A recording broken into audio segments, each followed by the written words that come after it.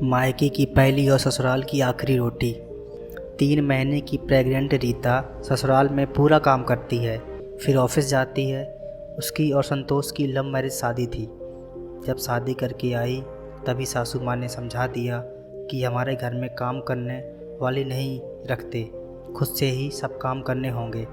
रीता को समझ नहीं आया कि ये उसके सास के ही बनाए नियम हैं, या वह अपने बेटे के लिए बहू स्वयं नहीं ला पाई, उसका बदला ले रही है। रीता के पापा कोई बहुत बड़े आदमी नहीं हैं, लेकिन अपनी बेटी को बहुत लाड़ प्यार से पाला है। फिर भी रीता अपने ससुराल में बहुत एडजस्ट करने की कोशिश कर रही थी और उसकी सास हर समय उसको गलत साबित करने का मौका ढूंढती रहती थी। 2 साल बाद जब उसके घर खुशी आने वाली थी, फिर भी सारा काम करके ऑफिस जाती है। और आज शाम को ऑफिस से लौटते समय जब उसे कमज़ोरी महसूस हो रही थी, तो उसने आज अपने सास ससुर से पहले खाना लेकर खा लिया। फिर क्या था, उसकी सास ने उसको भला बुरा कहना शुरू कर दिया। देखो कितनी बेशरम है, अपने सास ससुर से पहले खाना खा लिया, हमें झूठा खाना खिलाएगी। अरे हमने तो अपने सास ससुर से पहले कभी नहीं खाया, हमें भी भूख लगती थी, पर हमने तो अपने सास ससुर की बेइज्जती नहीं की। और पता नहीं क्या क्या बोला। रीता अपने कमरे में जाकर रोने लगी और सोचने लगी कि कितना फ़र्क होता है मायके और ससुराल में। अपने घर में तो जब उसे भूख लगती थी तो माँ सबसे पहले उसकी ही थाली परोसती थी और पापा बोलते थे कि मैं बाद में खाऊंगा, पहले मेरी रीता को दो, कॉलेज से आई है, थक गई होगी। और रीता जो कहती थी खाने में उसकी माँ वही बनाती थी।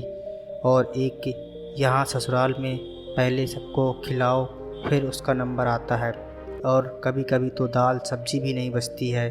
मायके की रानी ससुराल में नौकरानी बनकर रह गई।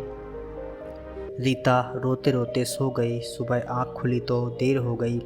जल्दी जल्दी काम करके घर ऑफिस के लिए निकल रही थी, तभी नंद अपने ससुराल से रोते रोते मायके आ गई और सीधा अपनी माँ के पास गई और माँ से बोली, अब मैं वहाँ नहीं जाऊँगी, सारा काम करो, तब आखिर में जाकर 2 रोटी मिलती हैं। उसके घर पर भी क्लेश होता है। रीता सब सुन रही थी। जब तक उसकी सास बोलती, रीता बोली, दीदी यही फ़र्क होता है मायके की पहली रोटी और ससुराल की आखिरी रोटी में। और फिर कल ही तो माँ जी ने मुझे समझाया है, इसी में तो सास ससुर की इज्जत है। माँ जी तो यही कहेंगी, अब जैसा है वही तेरा घर है, और अपने सास ससुर की इज्जत कर, कब तक यहाँ मायके में रहेगी, है ना माँ जी, आप यही कहने वाली थी। और इतना कहकर रीता वहाँ से निकल गई अपने ऑफिस के लिए। उसकी सास उसको जाता हुआ देखती रह गई। अब उसकी सास को अनुभव हो गया कि वो रीता के साथ कितना गलत व्यवहार कर रही थी।